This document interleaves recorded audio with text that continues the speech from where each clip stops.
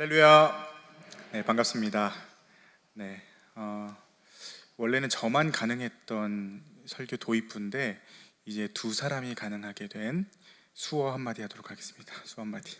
네, 저 따라하시면 되는데 먼저 오른손 손바닥을 가슴 위에 손을 올려주십시오. 뭘까요? 무슨 수어일까요? 나라는 수어입니다. 나는. 네, 그리고 두 번째 동작은 왼손 손바닥, 손가락 다 붙이시고 세우시고 오른손 검지를 붙여주시는 겁니다. 믿습니다. 믿음이라는 수어입니다. 믿음이라는 수어. 이 두터운 데에 한 사람이 기대어 붙어 있는 모양입니다. 믿음이라는 수어. 네, 이어서 하실 수 있으시겠어요? 네, 이어서 한번 해볼까요? 나는 믿습니다. 네, 나는 믿습니다. 굉장히 어려운 건데 여러분들 잘 따라해 주셨습니다. 예전에 한때 그 교회 수련회나 아니면 학교 극기 훈련, 수련회 이런 거 있죠. 그런 거 가면은 유행했던 게임이 있었습니다. 뭐냐면 믿음 게임 또는 신뢰 게임이라고 하는 게임이었습니다. 어떤 거냐면 여러분들 대충 들으시면 아시겠는데 의자라든지 조금 높은 테이블 같은데 한 사람이 올라가면 그 사람이 이제 눈을 감고 몸을 뒤로 눕히는 겁니다. 그럼 이제 밑에 있는 네 사람, 세 사람 친구들이 그 쓰러지는 친구를 이제 붙잡아주는 그런 게임을 이제 믿음 게임이라고 불리는데 왜 믿음 게임이라고 불립니까? 굉장히 눈 감고 뒤로 눕는다는 게 굉장히 무서운 일이잖아요. 만약 이 사람들이 저를 받아주지 않으면 그냥 바로 뇌진탕이 걸리거나 크게 다치는 일인데 뒤에 있는 사람이 나를 받쳐줄 거라는 믿음, 뒤에 있는 사람들을 내가 의지하고 그 사람에게 충분히 내 몸을 기댈 수 있을 거라는 믿음이 있어야지 뒤로 누울 수 있기 때문에 이것을 이제 믿음 게임이라고 하는 것 같습니다. 그런 의미에서 믿음이라는 건 결국 우리가 수어로 배웠던 것처럼 어떤 사람 혹은 믿을 만한 것에 내가 기대어 있다라는 것으로 이해를 하면 되겠습니다. 그리고 모든 사람들은 어떤 것이든 믿는 사람들이든 믿지 않는 사람들이든 어떤 대상을 특정해 놓고 그것에 기대고자 의지하고자 하는 믿음을 모두가 가지고 있다는 거죠. 그것이 신 또는 어떤 절대자일 수가 있고 돈이나 물질이 될 수도 있고 사람과의 관계일 수도 있고 권력이나 명예 이런 것들이 될 수도 있을 것 같습니다. 조금 더 의미를 좁혀보면 우리들이 신앙생활하는 그 믿음도 역시 마찬가지입니다. 우리들도 누군가에게 무언가에게 기대고 의지하면서 신앙생활을 한다는 것이죠. 한문 믿을 신자 아시죠? 한문 믿을 신자. 보통은 사나이 울리는 그 신자를 우리가 더 많이 듣지만 한문 믿을 신자가 이렇게 생겼습니다. 형태를 보면 이 사람인 변에 옆에 이제 말씀 언자가 있는 형태입니다. 이거를 한문을 어떤 형태로 분석하는 책에 이렇게 설명되어 있습니다. 사람이 제사를 드리는 모양인데 제단 위에 제사를 올려드리면 저기 입구자가 보이시죠? 그러니까 위로부터 어떤 신 또는 절대자가 이 사람에게 말을 하고 그 말을 받는 형태가 바로 이 믿을 신자라는 겁니다. 그냥 그 한문 단어로만 보면 아까 말씀드렸던 것처럼 사람 인자 옆에 말씀 언자가 있는 형태가 이제 믿을 신이라는 한자의 형태인 거죠. 이 한문을 보고 제가 이제 개인적으로 좀 깨달은 게 있습니다. 믿음이라는 게 저런 거구나. 특별히 우리 신자들의 믿음이라는 게 바로 하나님 그리고 하나님이 주신 말씀 옆에 기대어 서 있는 것, 그게 바로 믿음이구나라는 것을 깨달았다는 것이죠. 저와 여러분이 하나님의 말씀에 기대어 그 하나님 말씀을 의지하며 살아가시는 믿음의 사람들 되시기를 바랍니다. 그리고 오늘 이 시간 선포되는 그 말씀이 이 예배 시간 우리가 의지할 말씀으로 선포되어지기를 간절히 소망합니다. 먼저 오늘 본문 에베소서를 함께 살펴보도록 하겠습니다. 에베소서의 배경을 한번 볼 건데요. 바울이 3차 전도 여행 때 세운 교회로 알려져 있습니다. 그리고 세웠을 뿐만 아니라 그 교회에서 2년 반에서 3년간 바울이 직접 목회 사역을 했었던 것으로 보입니다. 그 에베소 교회를 향해 쓴 편지인데, 그런데 바울이 쓴 다른 서신들과는 좀 다른 형태를 가지고 있습니다. 바울이 쓴 다른 서신들이 가지는 특징 중에 하나가 뭐냐면, 그 특별히 교회를 향하여 썼을 때는 교회의 그 개별적인 상황들을 쭉 그 본문 안에 녹여내고, 또 마지막에 교회의 특정 지인들의 이름을 열거하면서 인사말을 남기는 그런 형태를 가지고 있습니다. 그런데 이 에베소서는 그 에베소 교회의 그 특징적인 형태가 등장하지 않을 뿐더러 마지막에도 지인들을 향한 인사가 생략되어 있는 것으로 보아 이 책 이름이 에베소서이지만 에베소 교회만을 위해 쓰여진 책은 편지는 아니고, 그 주변에 있는 소아시아 지역의 여러 교회들이 돌려가면서 읽게끔 쓰여진 회람서신으로 알려져 있습니다. 편지의 수신자는 1절에 나오는데, 먼저는 에베소 교회의 성도들과 그리고 추가적으로 그리스도 예수 안에 있는 모든 신실한 자들을 대상으로 이 편지가 쓰여졌다고 이야기하고 있습니다. 선교지에 세워진 교회의 특성상 유대인도 있을 뿐 아니라 새롭게 회심하고 개종한 이방인들도 있었기 때문에 앞부분 1장부터 3장까지는 유대인과 이방인이 함께 알고 반드시 믿어야 할 복음의 내용들이 주로 담겨져 있고, 그 뒤 4장부터 6장까지는 그러면 믿는 자, 복음을 가진 자가 도대체 어떻게 살아가야 할 것인가, 그 삶에 대한 내용이 요약되어 있습니다. 그중 오늘 함께 읽은 15절에서 23절은요 에베소 교회를 향한 바울의 기도의 내용이 담겨져 있습니다. 15절과 16절에서 먼저 바울은 감사의 고백을 올립니다. 너희들이 가진 예수 그리스도를 향한 믿음, 그리고 성도를 향한 사랑에 대해서 내가 들었다. 그래서 내가 감사한다고 이야기를 한 거죠. 위로는 하나님과 그 아들 예수 그리스도에 대한 믿음, 수직적인 차원에서, 그리고 좌우로 수평적인 차원에서는 성도들과 주변에 있는 이웃들을 향한 사랑과 행동에 대해서 내가 듣고 감사한다라고 감사의 고백을 하는 것이죠. 그 후 교회를 위한 간구를 합니다. 근데 어떤 간구를 합니까? 알게 해주십시오. 알게 해주십시오라고 간구를 하는 것이죠. 도대체 바울은 무엇을 알게 해달라고 기도했을까요? 우리 1장 17절을 앞에 보시고 화면 보시고 한번 함께 읽겠습니다. 시작. 우리 주 예수 그리스도의 하나님 영광의 아버지께서 지혜와 계시의 영을 너희에게 주사 하나님을 알게 하시고, 바울은 그 교회와 성도들에게 하나님을 알게 해달라고 기도하고 있습니다. 여러분, 근데 이 편지는 누구에게 쓰여졌다고 제가 말씀드렸죠? 에베소 교회의 성도들, 그리고 모든 믿는 자들, 그 신자들을 대상으로 이 편지가 쓰여졌다고 말씀을 드렸습니다. 하나님을 모르는 사람들에게 쓰여진 편지가 아니라는 거죠. 그런데 바울은 지금 뭐라고 기도하고 있습니까? 알게 하시고, 하나님을 알게 하시고라고 기도하고 있는 것입니다. 정말 그들이 하나님에 대해서 단 1도 하나도 모르기 때문에 이렇게 기도한 것일까요? 아니라는 겁니다. 하나님을 알되 그들이 더 알게 해주십시오.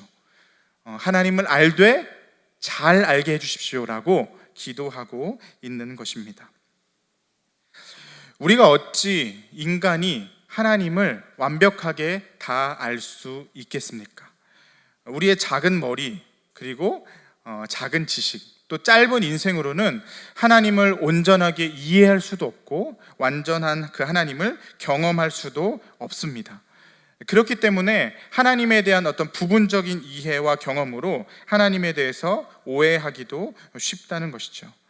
어떤 사람은 하나님을 그저 내가 바라고 원하는 것을 그대로 다 들어주시는 분, 자판기, 도깨비 방망이, 램프의 요정 지니처럼 생각하시는 분도 계실 것입니다.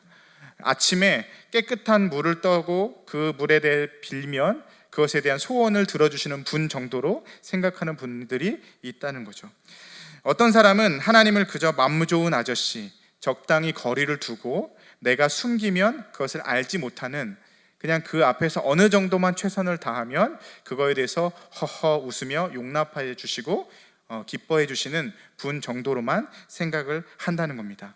하나님의 전지전능하심을 온전히 알지 못할 때 말입니다.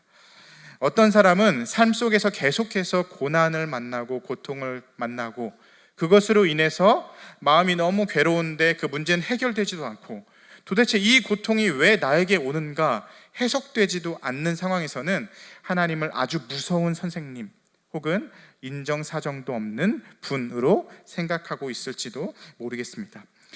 이렇게 부분적으로만 하나님을 경험하고 부분적으로만 하나님을 이해하기 때문에 하나님에 대한 그 수많은 오해가 에베소 교회에도 또 우리의 신앙생활에도 존재하게 된다는 것이죠. 자신들이 이전에 가지고 있던 기본적인 생각, 사상, 철학이라는 것에 새롭게 신앙이 들어오게 되었는데 이전의 것들, 이전의 지식들을 포기하지 못하고 그것이 이상하게 섞이고 또 오해가 되면서 하나님에 대해서 잘못 이해하게 되었다는 겁니다.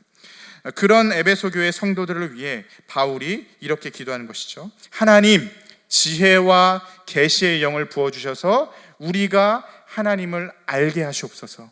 저 에베소 교회 성도들이 하나님을 더 알게 해 주시옵소서. 하나님을 잘 알게 해 주시옵소서라고 기도하고 있는 것입니다. 왜냐하면 바울은 그것이 가장 귀한 것임을 알고 있었기 때문입니다.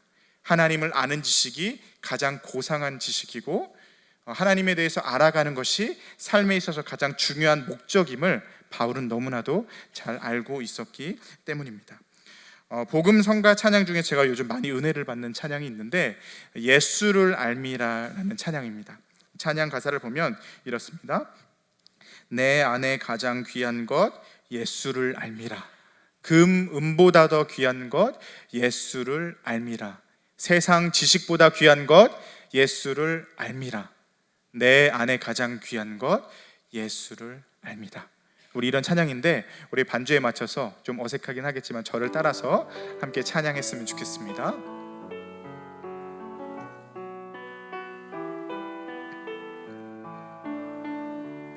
내 안에 가장 귀한 것 내 안에 가장 귀한 것 예수를 알미라.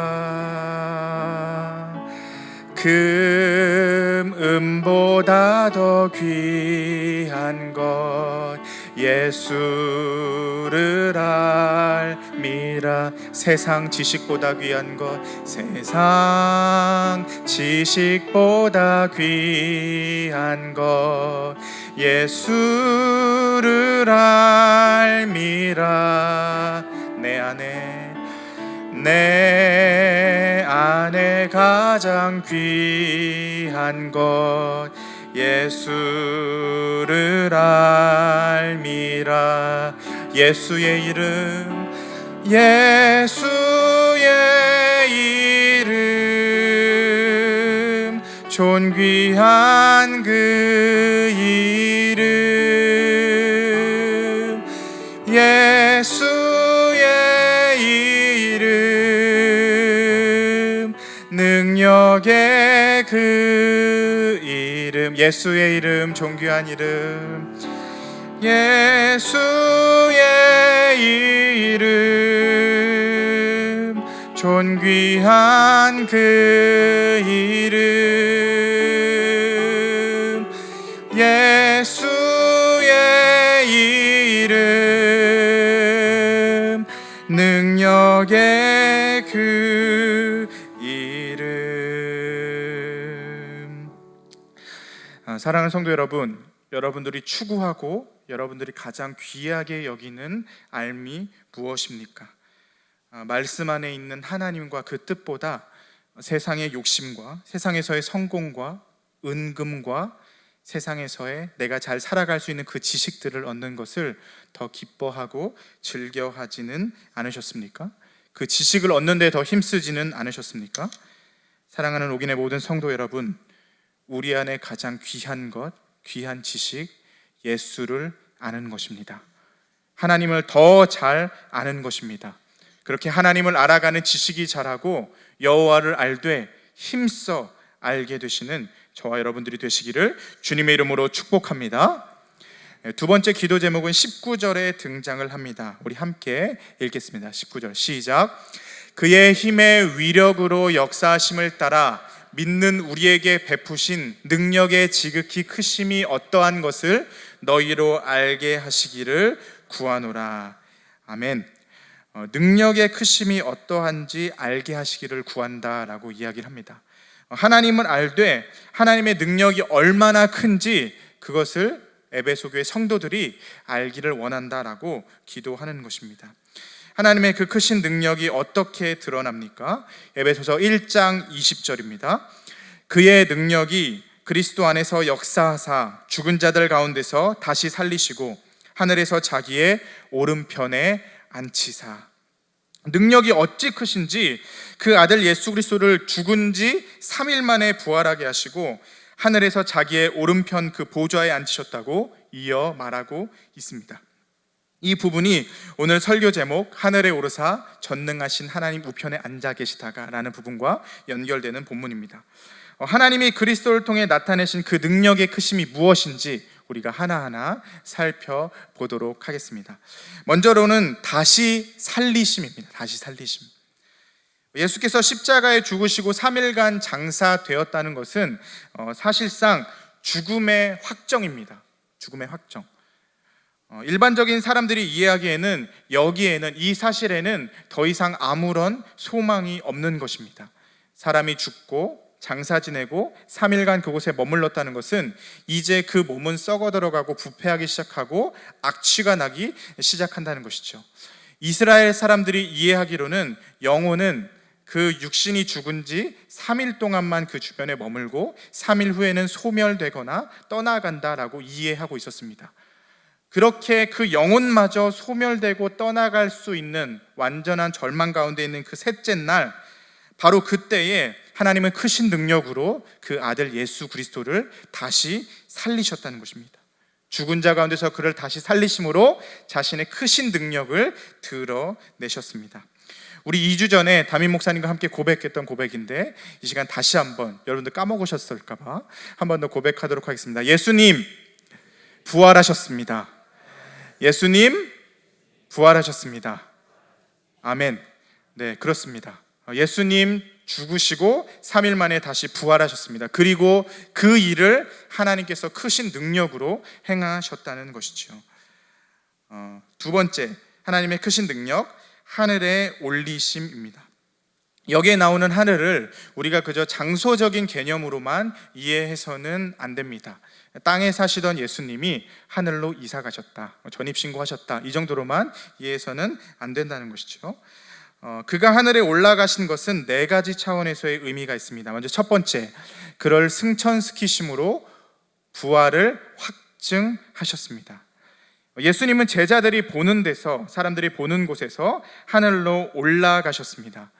만일 예수님께서 부활하신 후에 승천하지 않으시고 그냥 이 인생을 잘 사시다가 노안으로 돌아가셨다고 생각을 해보십시오. 여러분, 그렇게 되면 이 예수님의 부활에 대해서 의심하거나 폄하하는 사람들이 생기게 될 것입니다. 아니, 기껏 영광스럽게 죽음에서 3일 만에 부활하신 분이 다시 특별할 것도 없이 그냥 오래 사시다가 연세가 드셔서 죽으셨구나, 그러면 부활 자체가 있는 사실이 아니고 거짓 아니야? 라는 의심들과 폄하들이 충분히 생길 수 있다는 것이죠.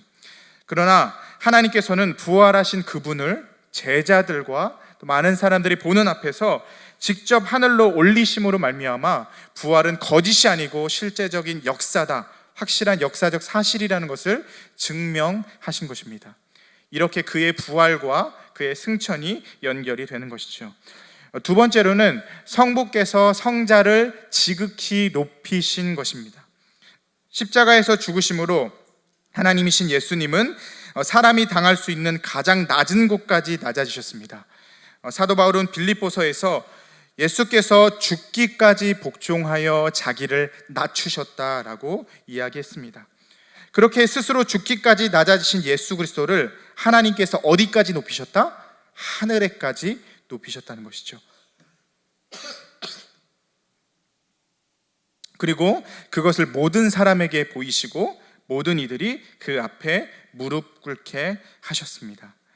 승천이 그저 땅에서 하늘로 장소의 이동의 의미가 아니라 가장 낮은 곳에 있던 예수 그리스도를 하나님께서 가장 높은 곳으로 귀하게 하시고 올리셨다는 그 승귀의 개념으로 함께 이해해야 된다는 겁니다. 그리고 하나님이 그렇게 행하셨습니다. 세 번째로는 예수께서 승천의 첫 주자가 되셨다는 것입니다. 예수님은 부활하심으로 모든 잠자는 자들의 첫 열매가 되셨다고 고린도전서에서 이야기하고 있습니다. 여러분, 첫 열매의 의미가 뭐예요? 열매가 처음 맺히면 그 다음 사람들이 기대하는 게 뭡니까? 두 번째 열매, 세 번째 열매, 네 번째 열매, 더 풍성한 열매들을 기대하게 되는 것 아니겠습니까?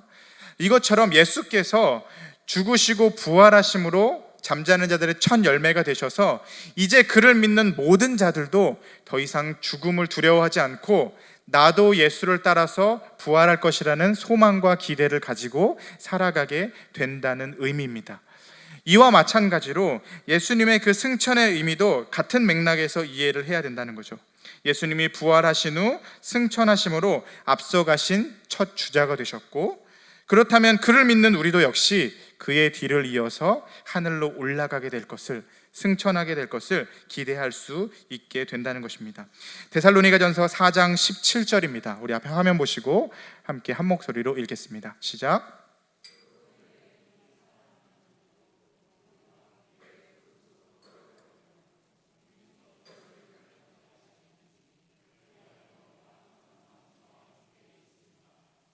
우리도 어떻게 된다고 이야기합니까? 구름 속으로 끌어올려 공중에서 주를 영접하게 된다라고 이야기합니다. 나팔 소리와 호령과 함께 우리 믿는 자들도 예수 그리스도와 함께 끌어올려져서 주를 영접하게 될 것이라는 기대와 소망을 가지고 있을 것을 사도 바울은 이 내용을 통해서, 또 이 사도신경의 이 내용을 통해서 우리는 믿고 의지하고 소망을 가져야 한다는 것이죠. 네 번째, 재림을 기다리게 하십니다. 사도행전 1장에서는 예수님께서 승천하시는 장면이 등장을 합니다. 사람들과 제자들 앞에서 예수님이 승천할 때 제자들이 승천하시는 예수님을 보고 있자 하늘에서 천사가 내려와 제자들에게 이렇게 이야기합니다. 너희 가운데서 하늘로 올려지신 이 예수는 하늘로 가심을 본 그대로 오시리라 하였느니라. 하늘에 올리신 예수 그리스도께서 다시 오실 것을 분명히 약속하셨고, 우리는 그 승천을 통해 다시 오실 재림까지도 기다리며 소망할 수 있게 되는 것입니다. 그 다음으로 하나님께서 행하신 크신 능력, 세 번째, 바로 오른편에 앉히사라는 내용에 대해서 함께 나눠보고자 합니다. 여러분, 혹시 이거 아십니까? 하나님은 왼손이 없으시다. 하나님은 왼손이 없으시다. 일부 예배 때 이 얘기했더니 고개를 숙이고 계시다가 모든 사람들이 고개를 확 드시더라고요. 저게 무슨 신성모독이냐, 하나님이 왼손이 없다니. 제가 만들어낸 얘기는 아니고요. 어떤 신학교 교수님께서 동료 신학교 교수님께 이렇게 이야기를 했다고 합니다. 교수님, 하나님 왼손이 없는 거 아세요? 그러자 그 교수님이 깜짝 놀라면서 어디 가서 절대 그런 말 하지 마십시오. 큰일 납니다. 어떻게 하나님의 왼손이 없다고 이야기할 수 있습니까? 라고 이야기했다고 합니다. 근데 그 먼저 질문한 교수님이 성경에서 그러면 여호와의 왼손, 하나님의 왼손이라는 본문 찾아오세요. 찾아오시면 제가 정말 맛있는 밥 한턱 쏘겠습니다 라고 했다고 합니다.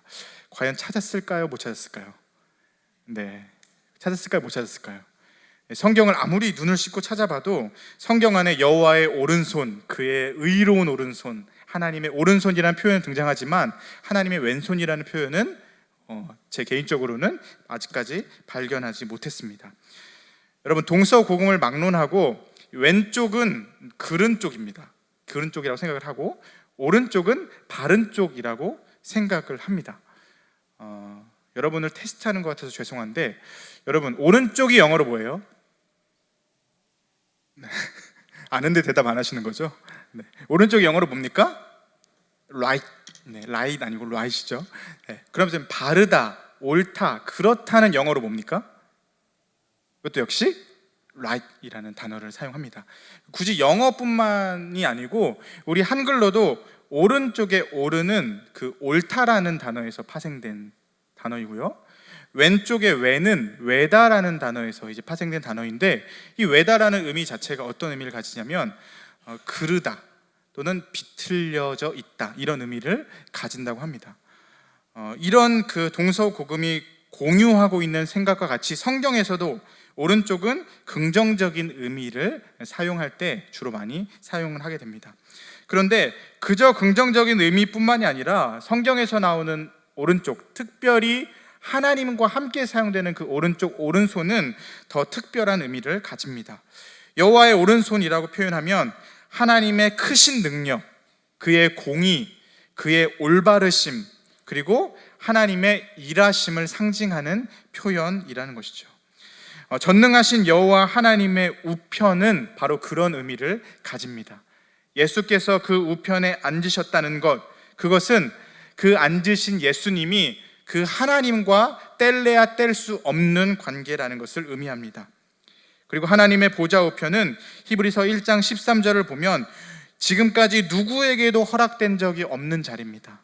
어떤 천사도 어떤 높은 권세도 그곳에 앉지 못했는데 오직 예수 그리스도 그분만이 그 자리에 앉으셨다라고 성경에서는 이야기를 하는 것이죠.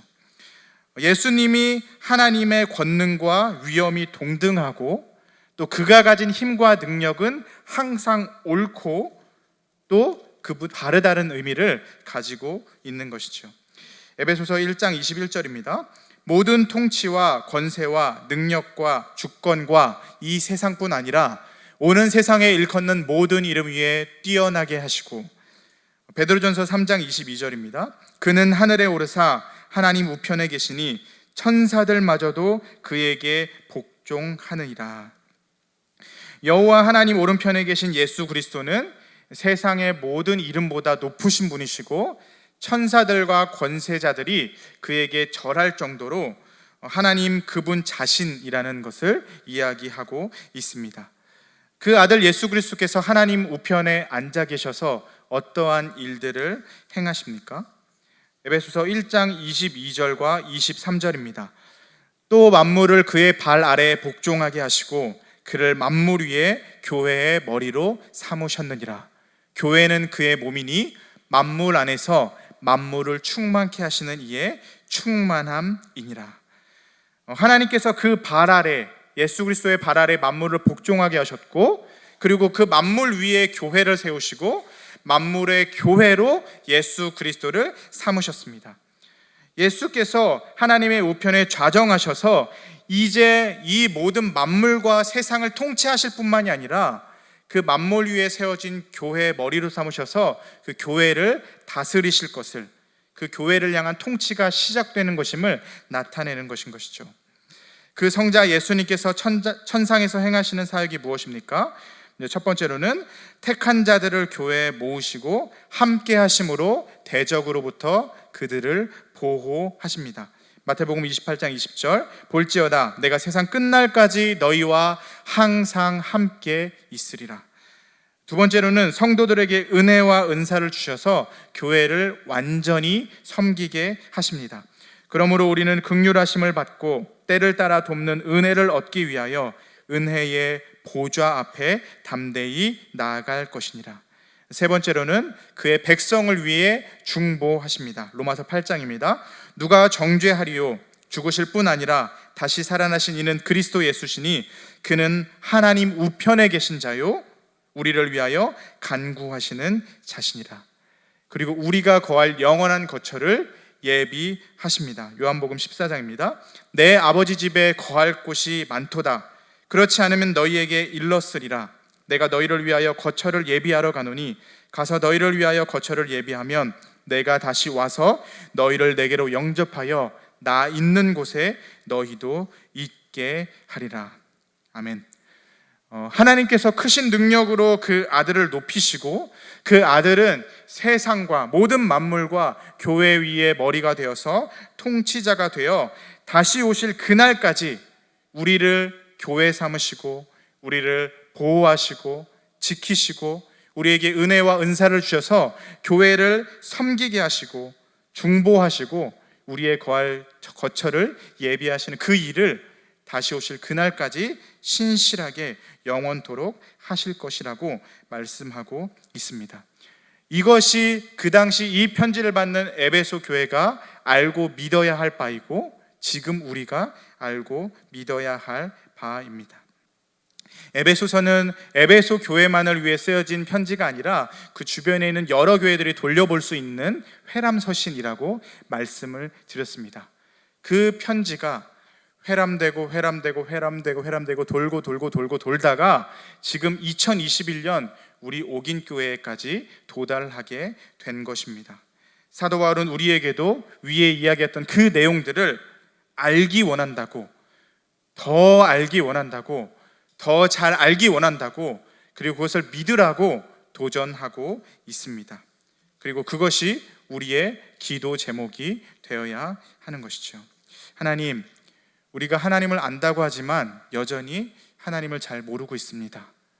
우리가 가진 생각, 우리가 가진 고집 때문에 하나님을 온전히 이해하지 못하고 오해하고 있습니다. 하나님, 우리가 하나님을 더 알게 해주십시오. 그리고 더 잘 알게 해주십시오. 하나님의 크신 그 구원의 능력, 아들을 십자가에서 죽음에서 살리신 능력, 그를 하늘에 올리시고 우편에 앉히셔서 온 만물과 교회의 머리가 되게 해주신 그 크신 능력을 우리가 알고 믿게 해주십시오.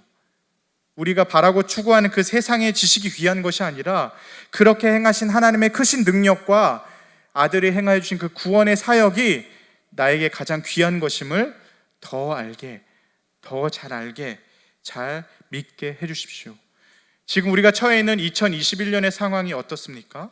코로나로 인하여서 삶보다는 죽음에 더 가까운 삶을, 계속해서 죽음을 묵상하며 사는 삶을 살아가고 있진 않습니까? 하늘을 바라보고 더 높은 것들, 위에 있는 것들을 바라보기보다 그저 땅에 있는 내 삶, 먹고 살 문제, 그것들에 급급하면서 겨우 하루하루 살아가고 있는 이 삶 속에 주께서 보여주신, 하나님께서 행하신 예수 그리스도의 그 부활의 소망과 하늘로 올리신 그 하늘의 소망을 바라보며 살게 해주십시오 라고 우리가 기도해야 하는 것입니다. 사랑하는 성도 여러분, 저와 여러분이 그러한 것을 알게 해달라고, 더 알게 해달라고, 잘 알게 해달라고 기도하시는 믿음의 사람들이 되시기를 바랍니다. 말씀을 정리하기 전에 웨스트민스터 대요리 문답 54문을 우리가 함께 읽어 보겠습니다. 제가 질문을 읽고 여러분과 제가 함께 답을 읽을 것인데, 오늘의 말씀의 내용을 생각하시면서 우리 함께 조금은 힘차게 읽으셨으면 좋겠습니다. 제가 먼저 질문 읽겠습니다. 웨스트민스터 대요리 문답 54문. 그리스도께서는 어떻게 높이 들리셔서 하나님의 우편에 앉아 계십니까? 읽습니다. 시작. 그리스도께서는 높이 들리셔서 하나님의 우편에 앉아 계신다. 주님은 하나님이시며 사람으로서 하나님 아버지의 지극하신 은총을 입으셔서 기쁨과 영광뿐 아니라 하늘과 땅에 있는 모든 만물을 다스리는 권세를 충만히 가지시고 당신의 교회를 모으시고 보호하시며 성도들의 원수를 굴복해 하신다. 주님의 사역자들과 백성들에게 은사와 은혜를 베푸시며 그들을 위해 중보하신다. 여러분, 이것이 우리가 고백하는 사도신경의 내용입니다. 하늘에 오르사 전능하신 하나님 우편에 앉아 계시다가, 이것이 우리가 매주 입술로 고백하는 사도신경의 내용이라는 것입니다. 우리 아까 배웠던 수어 다시 한번, 그새 까먹은 거 아니시죠? 네. 사도신경의 고백은 항상 이렇게 시작됩니다. 나는 믿습니다. 무엇을? 나는 믿습니다. 무엇을? 오늘 이 시간 우리가 들었던 그 내용들을 기억하시면서 우리가 수어로 고백하도록 하겠습니다. 나는 믿습니다. 나는 믿습니다. 네, 그것이 바로 우리가 가지고 있는 믿음이라는 거죠. 서론에 이야기했던 믿음 게임 이야기를 다시 해보려고 합니다. 이 믿음 게임을 하면, 믿음 게임을 할 때 이 세 종류의 사람이 있다고 합니다. 세 종류의 사람. 먼저 첫 번째 사람, 그 사람은 내가 저녁을 얼마나 많이 먹었든, 내가 몸무게가 100kg가 넘든 뭐 이런 거 전혀 상관없이 그냥 뒤로 눕는 사람입니다. 그냥 뒤에 있는 사람 뭐 너네들이 알아서 잘 받아주겠지 하고 뒤에 있는 사람을 믿고 그냥 몸을 눕히는 사람이 첫 번째 사람. 두 번째 사람은 이 넘어가긴 넘어가는데 걱정이 많은 거예요.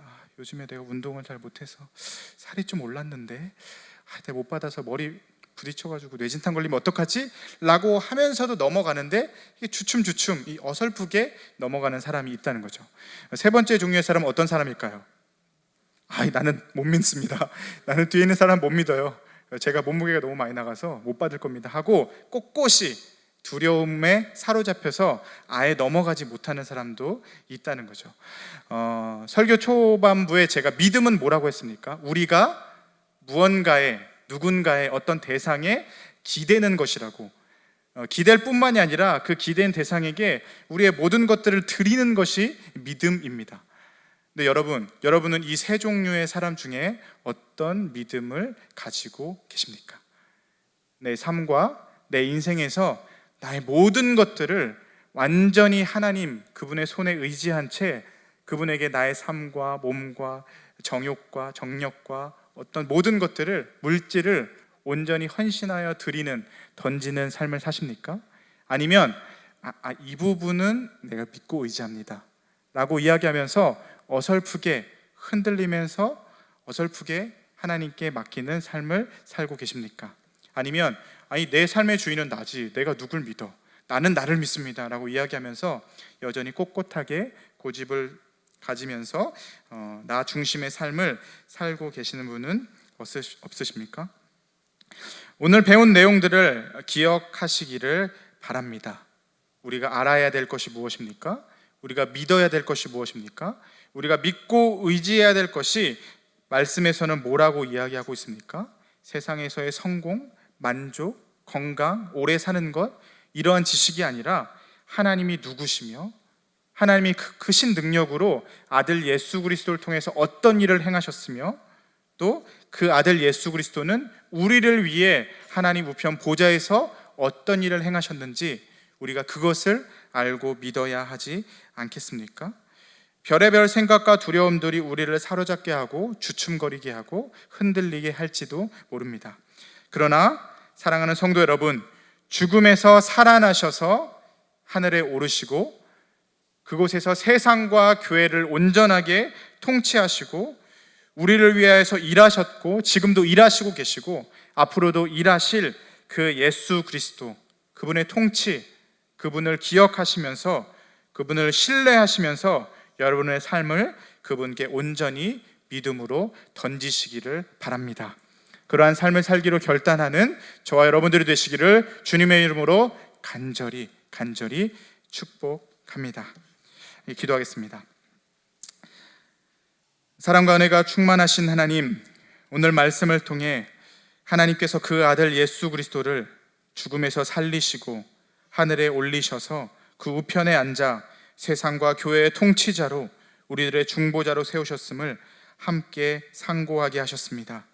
우리가 그 사실을 알고 믿음으로 또 고백함으로 말미암아 더 이상 죽음에 얽매여 땅을 바라보고 다른 것의 통치를 받으며 살아가는 것이 아니라 부활 소망과 하늘 소망, 예수 그리스도의 다스리심을 받는 백성으로 살게 하여 주시옵소서. 이 모든 말씀 온 우주 만물을 다스리시며 교회의 머리가 되시는 우리 구주 예수 그리스도의 이름으로 기도하옵나이다. 아멘.